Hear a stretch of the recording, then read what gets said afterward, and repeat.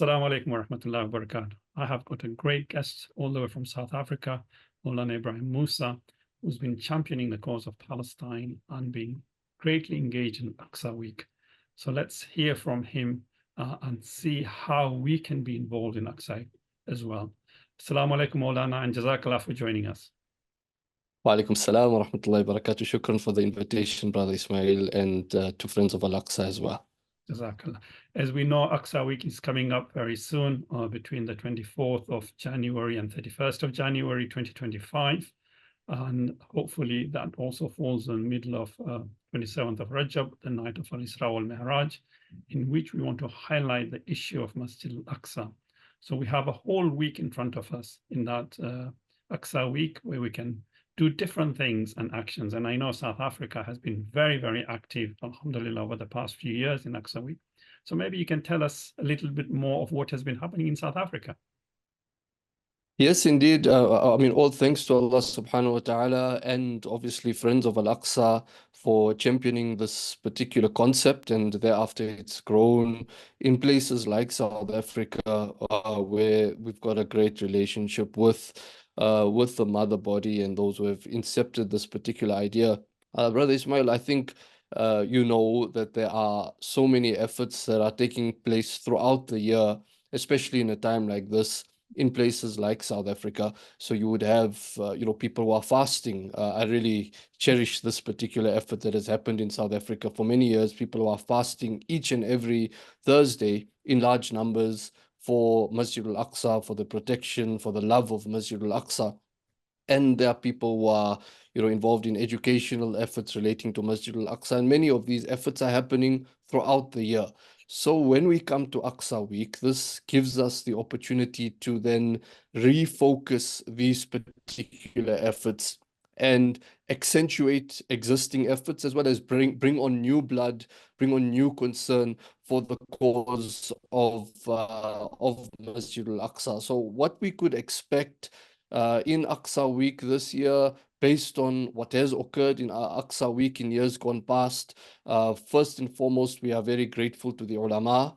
We are grateful to the ulama formations, such as the United Ulama Council of South Africa, such as the Jami'atul Ulama, who would, lend their weight to this and bring on their members, bring on masajid all across the country, either through unified lectures, through unified programs in the madaris, etc. So that's something that we could look forward to in Aqsa Week. I think it's become an eagerly sought out event in the academic year, in the school year. So I've got lots of queries, even from last year. One Aqsa Week finishes, and people are already asking, can you give us the date for next year? Because we'd like to pencil it into the calendar. So then we see in many madaris, many schools, in this particular week, fixed activities happening each day of the week. So this day would have this activity, this day might have kite flying, this day might have trees being planted, this day might have a collective dua, whatever might happen over the course of the week. So we've got the ulama, that we've got the schools. I think we've also seen social media, so those who are active in the social media space deciding to release a whole lot of graphics for that week, release a whole lot of interesting information in a staggered format throughout the week. This is an opportunity to also feed into fundraising efforts for Palestine, humanitarian fundraising efforts, hosting special Zoom sessions with children from Palestine, or special guests from Palestine, special guests from Masjid Al-Aqsa. And for me, one of the most exciting things of this week has been what we've done for a number of years now, competitions for the children relating to Palestine. And for me, this is an opportunity to educate, outreach in different communities. And after the outreach, we give them tasks, whether it's an artistic task, whether it's a research-based task. And from there, one can see the active component of research taking place, the active component of love for the cause taking place. And then all of this feeds back to the growth of our youth relating to Palestine, and that obviously over time and over many years builds a commitment which we are now seeing, inshallah, developing into something tangible. Alhamdulillah, Allah accepted. That's absolutely incredible. You've given so many different ideas, from ulamas doing khutbahs to schools and other activities. I hope, it gives the courage to other individuals and ideas around the world that they can also engage in this. Just want to ask you one more question, Mulana. How do you feel after Aqsa Week? Do you feel more people are engaged in the issue of Palestine and trying to understand the significance of particularly Masjid Al-Aqsa? Definitely, and I want to give perhaps a feel when it comes to this, because there are certain institutions. So our approach would be that let's every year take this program, while there would be general programs throughout, and all different bodies would make this a nationwide concern. As a target group, we would go to a particular region. So if we are in Johannesburg, the north of Johannesburg, and the next year you'd go to the south, and the next year you'd go to the west. So targeted focus of particular institutions. And the next year you wouldn't have the opportunity to go back personally to those institutions. But what you would see, and this comes to your question, what you would see is these particular institutions who bought onto the idea the first year, who did a competition, who had some presentation in the first year, would naturally come back to you in the second year. And they'd say, okay, we did this last year. What more can we do this year? And that speaks to the natural growth in commitment that comes from this beautiful initiative called Aqsa Week. Because if a person starts off in the first year with entry-level information that Al-Aqsa is the place of Mi'raj, Al-Aqsa is the second masjid on earth, or Al-Aqsa is the first Qibla, people would start off with that. As they grow, people would then do organic research of their own. People would say, we want something deeper.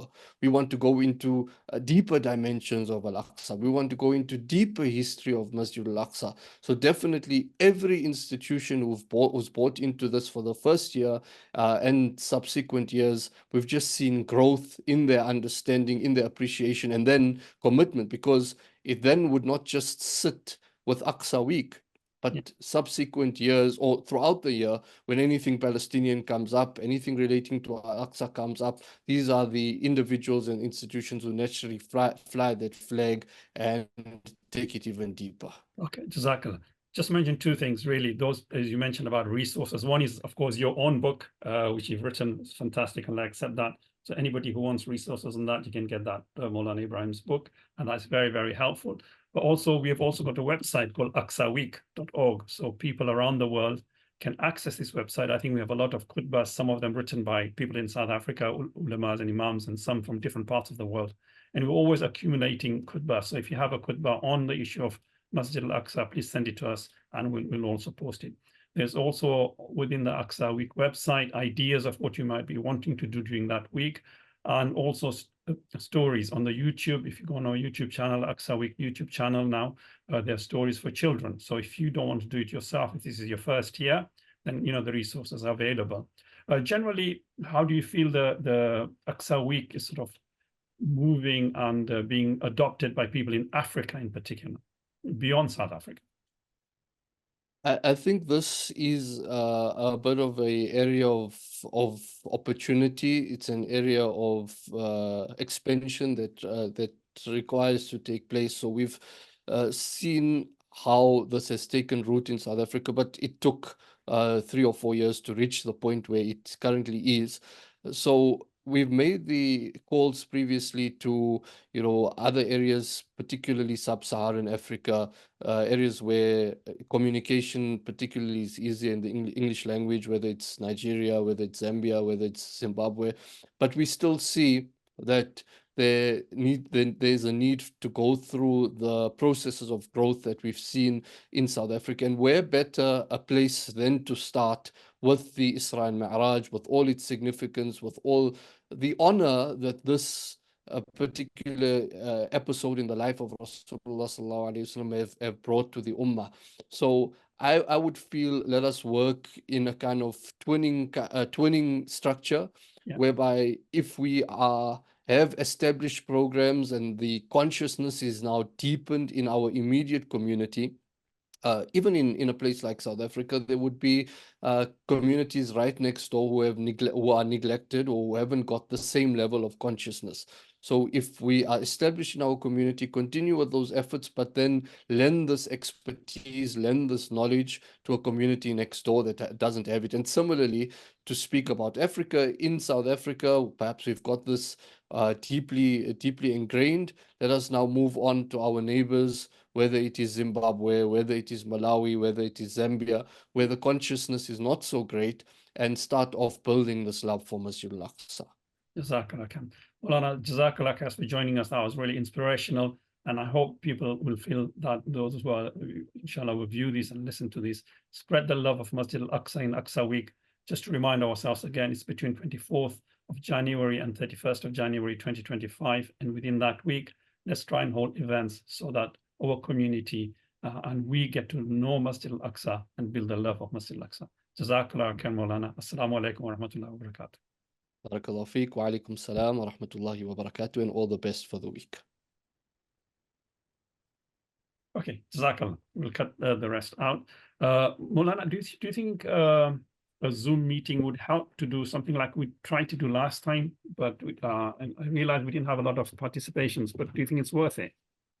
Invite people, ulamas around Africa, and see whether we can do a half an hour of Aqsa Week. Yeah, I think last year probably we didn't do enough groundwork before the meeting.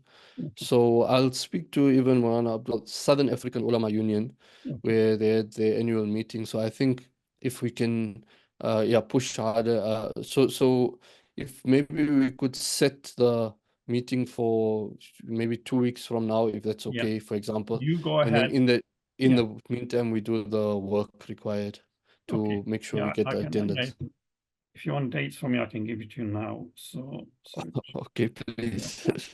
that's the important thing. 1 second. Do you think what time is good for you guys? Because I'll try, because if it's Africa, then I'll try and accommodate wherever. Is it the evenings good? Yeah, I think the evenings would be the best. About 9 p.m. your guys' time?